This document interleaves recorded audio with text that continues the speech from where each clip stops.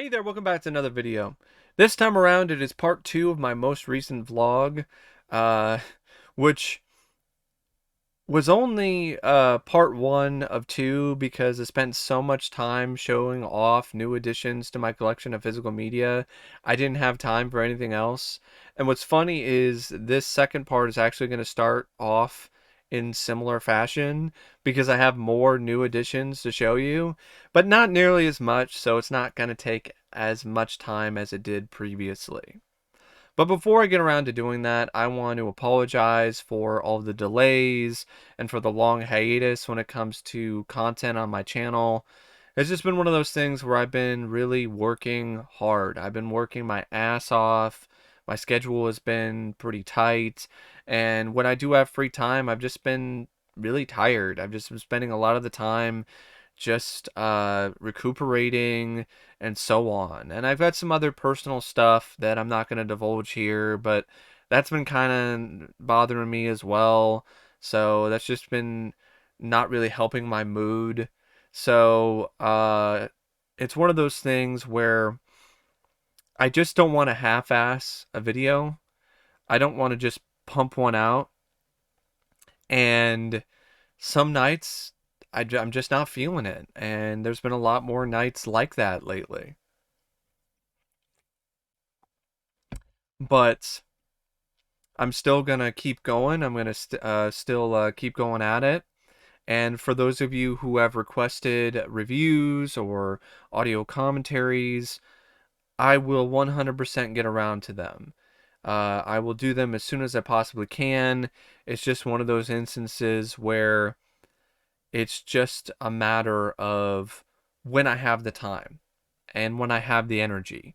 Especially when it comes to the RoboCop remake commentary.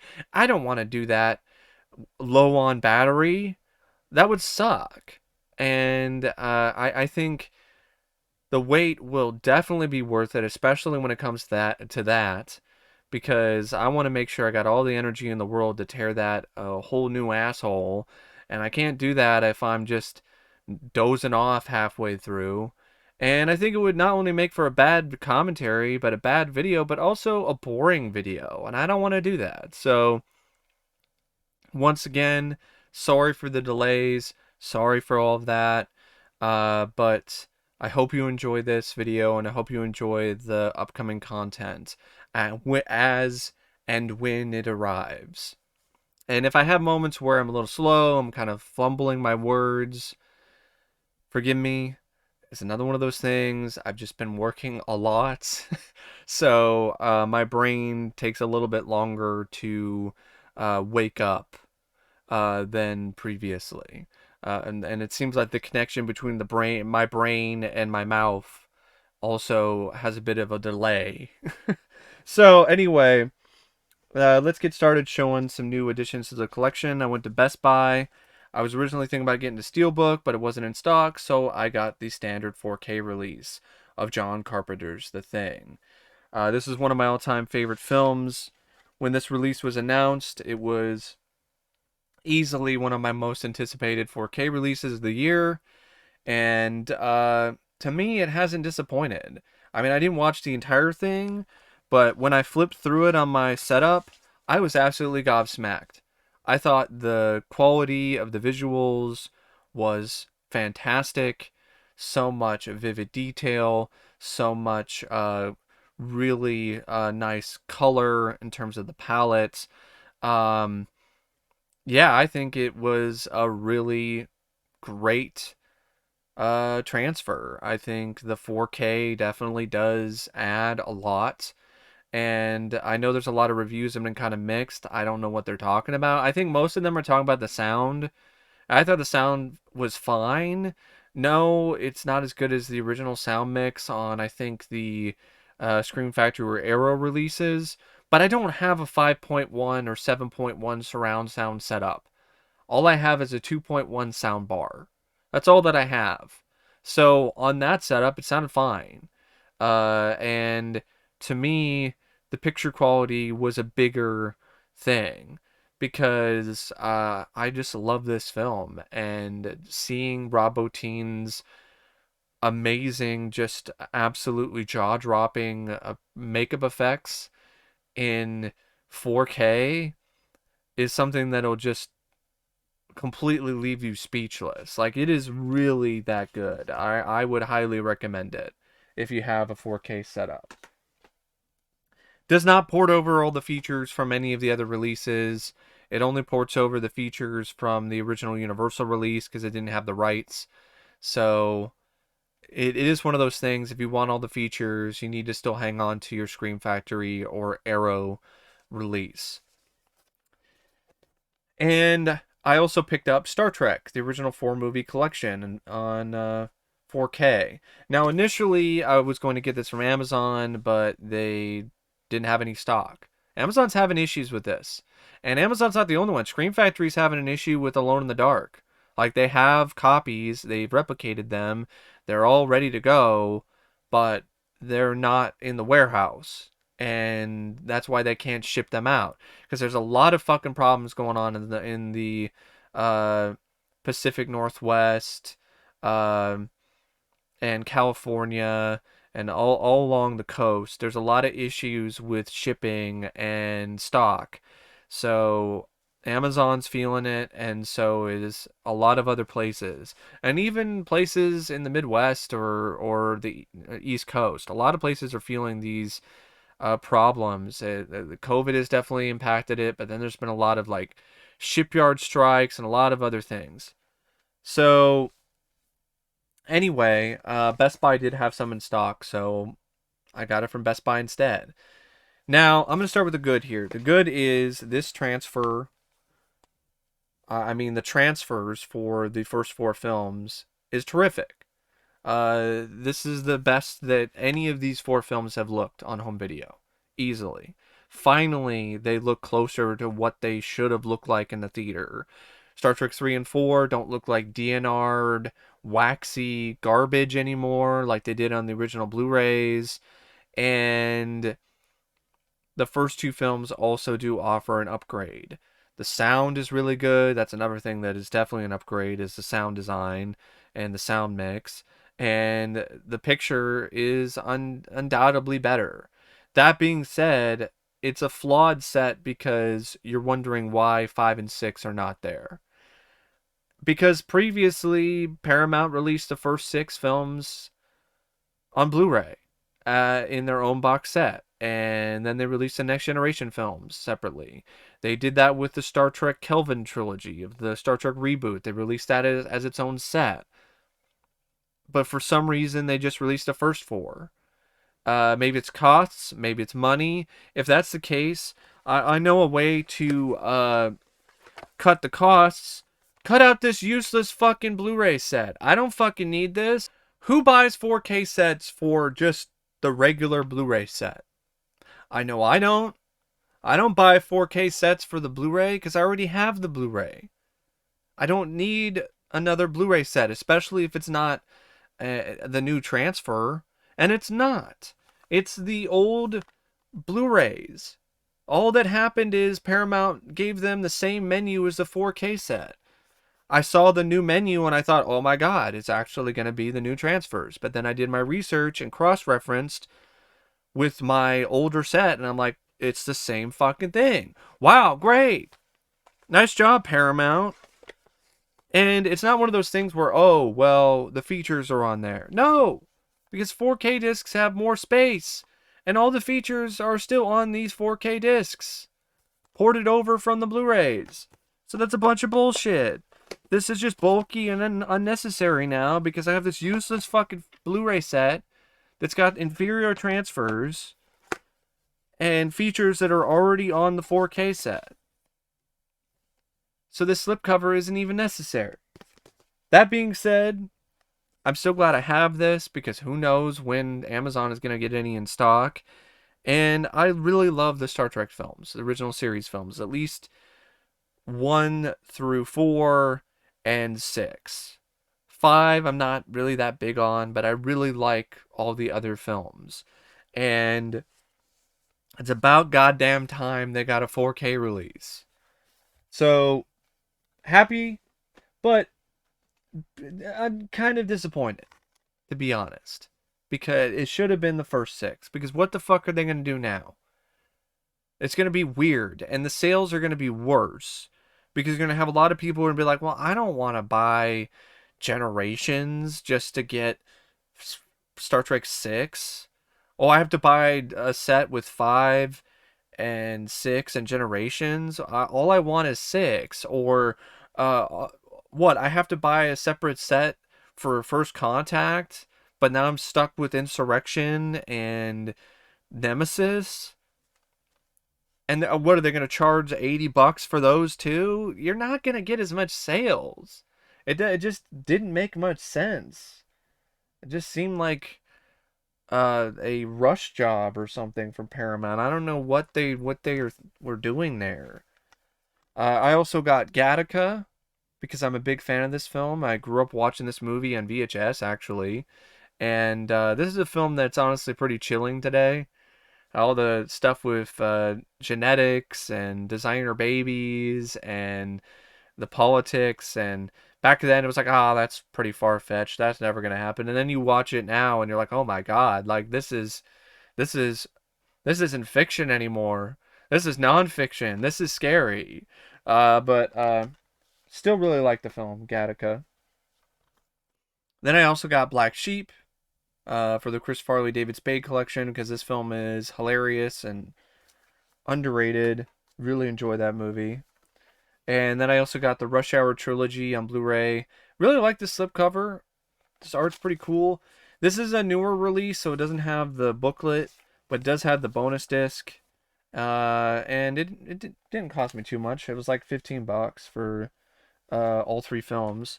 And then I also got this film, I Love Maria. It's a foreign film. I think it's Chinese because it has Cantonese and Mandarin versions of the movie with English subtitles. I've been trying to find this forever. It's also known as RoboForce, and the reason for that is because it was in some ways inspired by RoboCop. So you have the girl here, the robot girl. That character in particular had a lot of inspiration that was gleaned from RoboCop. So, you know me, huge fan of RoboCop. So I definitely wanted to add that to my collection, and I couldn't find it anywhere to stream. I just couldn't find it anywhere, period. Until I found it on eBay and picked it up. The rest of these titles I got from the record shop, a local record shop near me.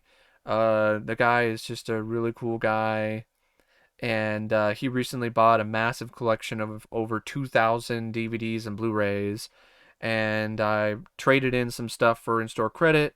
I had some cash on me. I split the difference, so I got these titles, and I think the Black Sheep Blu-ray, and it only cost me like $20 for everything, so it was a really good deal. So we have Vampires, the Blue Underground release. Heard some interesting things about this. Blue Underground is a very reliable company. Their DVDs usually have good transfers, and that's no exception. I also got another vampire film, The Vampire Happening. I got this because I never heard of it, and then I read the synopsis, and it immediately sold me. When a lusty young starlet travels to Transylvania to sell the family castle, she unwittingly unleashes her horny vampire ancestors. Before long, the entire village turns into an orgy of swinging bloodsuckers and the groovy undead. I'm like, okay, I'm sold. Like, this could be bad, but it also could be really entertaining. So, The Vampire Happening. And I also got Flesh for Frankenstein. Now, I know this is getting a release from Vinegar Syndrome later this year. I think it's also getting a 4K release. I really don't want to blind buy something for $35 to $40 or more. With Vinegar Syndrome, you were paying out the ass for blind buys. And I just don't want to do that. I've never seen the film. I got this for free. I used in-store credit to get this. So I will take a free blind buy any day of the week over one that's going to cost me quite a lot of money. And I've heard some interesting things about this, as well as Blood for Dracula. I still need to see Blood for Dracula. The thing I remember the most is I read a review of it, and they quoted a line from the film, and it was something along the lines of, "The blood of these whores is killing me," which I think is hilarious. And the reviews on the back of this look promising. I mean, the goriest, sexiest Frankenstein ever. Hearts, livers, bowels, bladders, and sutures, gallons of blood ready to flow. So yeah, Flesh for Frankenstein, the image release, which is out of print. And then I also got another Anchor Bay release, a film called Delirium. Never heard of it, but it's Anchor Bay. It's an Anchor Bay horror release, and it's got a pretty decent transfer, as usual for Anchor Bay. Anchor Bay. For some reason, I ran out of breath there. See, I'm so fucking tired. I'm like running out of breath just sitting here talking about movies that I picked up. God, maybe it's not just the work. Maybe it's also a lot of other things, probably. Probably because I need to get in better shape, probably go to the gym. But I'm a lazy ass, so I don't think that's going to happen anytime soon. But anyway, at least I'm honest. But the rest of these are westerns. They Call Me Trinity with Terrence Hill and Bud Spencer. Heard some good things about this film and the sequel from a friend of mine, and I figured why not. So, and then I also got Trinity Is Still My Name, which is the second film, and I also got another film featuring Terrence Hill, as well as Henry Fonda called My Name Is Nobody. So that's it for the DVDs and Blu-rays and 4Ks. The next part of this video is actually going to be me talking about something else, as well as some upcoming DVDs. Well, not really DVDs, upcoming Blu-rays and 4Ks, because since when is anything released only on DVD? I mean, there are some instances, but it's not very often. So now it's time to talk about some movie trailers. Now, I'm going to power through and talk about these trailers as succinctly and quickly as possible because I just don't want to spend a lot of time talking about trailers because sometimes first impressions can be misleading. Sometimes they can be accurate. And normally trailers there's really not a lot sometimes to really talk about. It's just one of those things like, did it look good or did it look bad? And it's just one of those things. But I'll start off with Matrix Resurrections. First off, that title is stupid. At first, I thought it was Resurrection, which I'm like, oh my god, anything that has resurrection in it that is not the Christopher Lambert direct-to-video movie is crap. And speaking of that movie, that's getting a Blu-ray release from Vinegar Syndrome, which I think is pretty cool. But anyway, yeah, I thought it was Resurrection, but then I did some checking, and it's actually Resurrections. Like, what the fuck, Resurrections? It's not even proper English. What the fuck is this? And then I saw the trailer, and I gotta admit, I didn't mind it. I didn't cream my pants over it like these fake ass fucking video reactors on YouTube. I'm so fucking sick of this trend. Why are people watching these videos of people with thumbnails going like, "Oh my god!" Like they're the fucking kid from Troll 2. "Oh my god! That trailer was amazing!" Just, I don't understand this bullshit. And they're all acting, and they're doing a bad job at it too. Like, holy shit, oh my god, wow, that's so fucking cool, man. I mean, what's even worse is the fucking videos where people just do this bullshit of lying, where they're like, I watched insert popular movie here for the first time ever. Yeah, sure you did. So, anyway, no, I wasn't in love with the trailer like people were, but it surprised me a little bit. I thought it looked like it might have some decent, cool looking visuals. The action might be kind of fun. That being said, I agree with a lot of other people who say that it's not needed. It isn't. It's not necessary. But that's the day and age we live in. That's the era of Hollywood that we are a part of right now. The age of the unnecessary. And it's not surprising that we get another unnecessary sequel. I'm hoping it doesn't retcon 2 and 3 like I've been hearing it does. If it does that, then it's an immediate go fuck yourself from me whenever a film does that.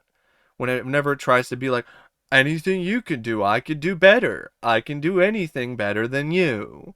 And it's like, just don't retcon shit unless it sucked. I don't think Reloaded and Revolutions were nearly as bad as people made them out to be in the first place. And I know there's a lot of rumors about politics and gender identity and gender politics and trans allegories and whatever. And as long as they don't shove it down your throat and make Trinity the one and Neo a fucking pussy ass, punk ass bitch, then I'll be okay with it because trans allegories by themselves aren't the issue. It's how they're written that is. So it's one of those things where I'll give it a shot and I hope it's just an entertaining movie because that's really what I want now. You can say that my expectations have lowered a little bit, but I think they've just adjusted to the current climate. I just want something that's entertaining. I don't give a shit about the politics. I don't care about any of that. And as long as it's not shoved down my throat, I can deal with some of it, even if I disagree with the way that things are being handled. But I just want to be entertained. I just want an entertaining action movie. That's all I want. If I can get that out of the film, then cool. If not, then it's completely useless to me. Like, it was already unnecessary to begin with, and if it can't even entertain me, then what the fuck was even the point? I don't think virtue signaling is a reason for doing another film in a franchise, if that's what it ultimately ends up being. Then I saw the trailer for The Guilty with Jake Gyllenhaal. I really like him as an actor. He's one of my favorite actors working today. This looks like a much better version of something like The Call with Halle Berry. I'm all for this. I am really curious about that one. I think it could be a really solid thriller. Then I saw the teaser for Red Notice. It looked like it could be a fun action movie. A lot of CGI, though, with the stunts and shit. The Rock trying to do his version of Cliffhanger with the bridge, but it's completely computer generated, so it's nowhere near as awesome as it was in the 1993 film. Um, and I'm still kind of on the fence about Gal Gadot. That being said, I will admit this. She showed more personality and charisma in this trailer than she ever did in any of the Wonder Woman movies. Like, she actually seemed like she was having fun, and maybe she's just better suited for playing a villain. Maybe that's just a better fit for her personality. Saw the trailer for Moonfall. Looked like it might be a fun disaster movie. I mean, it's such a dumb title. I mean, well, the title isn't that dumb, but I mean, it's just a dumb concept. The moon, it's gonna hit Earth, and what is it? Nibiru? Is it Planet X? But if it's entertaining, I'm all for it. Saw the new trailer for No Time to Die, which is considered the final trailer. It was just really long. I don't know about this movie. I'm really leery about the forced pandering, the forced diversity of it, and the fucking bullshit of nobody remembers who James Bond is, and having this other woman of color take over as 007, which is not needed. It just seems like it's just an excuse to virtue signal some more. And before anyone says anything, I have no problem with anyone of any race, any gender identity. It's just how forced things are nowadays. Why does she have to be 007? We don't. She does not have to be 007. Why do we have to have this whole plot line where people at MI6 are like, James Bond? Who? Come on. Come on now. Then I also saw the trailer for Spider-Man No Way Home, aka Disney Marvel's most shameless cash grab to date. I do not understand why everyone is just so fucking excited about this. If you are, teach their own. To me, it's just nostalgia bait. It's the spider nostalgia train. And if you don't decide to buy a ticket willingly and you're like, "Woo, I'm so ready for this ride." You're just stuck there and you're miserable because you're like you see right through all the bullshit.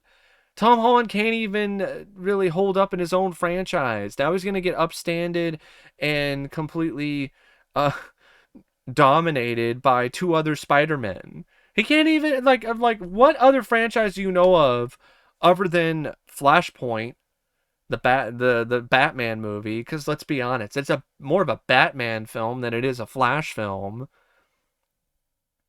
But other than that, what other franchise can you think of where the star gets upstaged by other older stars who played the same character that he did? And he's not even fighting the new villains, he's fighting old villains. I'm sorry, nostalgia doesn't do anything for me. I don't mind Spider-Man 2. I like Spider-Man 2, but I'm not in love with Raimi's Spider-Man. So I'm not one of those people who's like, oh my god, Doc Ock! Alfred Molina is Doc Ock again. I'm gonna cry. Hello, Peter. Hello, tears. No. If I want to see Alfred Molina as Doc Ock, I'll just watch Spider-Man 2 again. Why do I need to watch him in this new movie with shitty looking fucking face swap fucking photoshopped bullshit that makes him look like he got injected with a mountain of Botox? Why the fuck would I give a flying shit about any of this? It's a whole bunch of, oh my god, the same villains. Oh my god, they're gonna get defeated again. Like they were in the other movies. Oh my god, the same Spider-Man. I like Andrew Garfield as Spider-Man. I think he's incredibly underrated. But him being in it is not going to make it automatically worth it for me. This whole plot is something that hinges so hard upon nostalgia that it's got nothing else. I guarantee it's got nothing else because everything's going to be predicated around nostalgia. And I'm sorry, it didn't work in Jurassic World for me, and I don't think it's going to work with Spider-Man either. These Spider-Man films in the MCU have been underwhelming anyway, but this is just even more underwhelming to me. Because now you can't even stand on your own 2 feet. Also saw the trailer for Prisoners of the Ghostland with Nick Cage. There's all these critics saying it's the craziest film that he's ever done. And I'm watching the trailer and I'm like, really? It doesn't look that crazy. It doesn't look crazier than Mandy or The Color from Space. I think that's what it was called. I think that's the yeah. I could be wrong, but I know it's based on a short story I think with that name. But yeah, I don't. It doesn't look that crazy, and I've heard some mixed things about it. I'll see it probably someday for Nick Cage, but I mean, I don't know. I thought Pig was crazier. The trailer for that movie. And other trailers that I saw, Cop Shop with Gerard Butler. Looks like it might be kind of a fun action movie. I like Gerard Butler. Kate, I like Mary Elizabeth Winstead. I thought she was really good as Huntress and Birds of Prey. But I don't know. There was some really dodgy CGI in that, and it just looked like a film that there's a sidekick. There's like a little girl sidekick that's just not needed and just seems annoying. I don't know about that.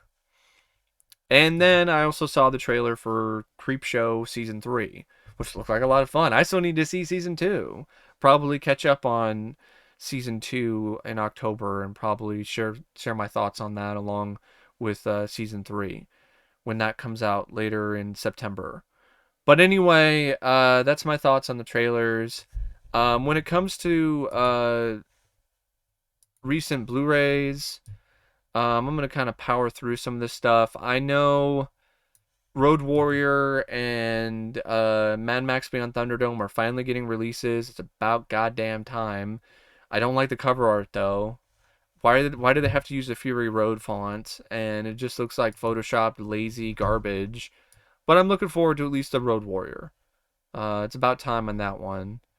Um, Incredible Hulk TV show that's getting a Blu-ray release. I'm okay with my DVDs because I've never seen the entire show yet. MacGyver's getting a set as well. I know that a good friend of mine, Zero Cool, he's going to be really happy about that. MacGyver getting a Blu-ray release. Uh, and I actually would like to pick that up sometime because haven't seen the show. I've seen a few episodes now and then, but I haven't seen the entire series. Trying to think of anything else. I know the features for some of the upcoming Scream Factory releases were announced.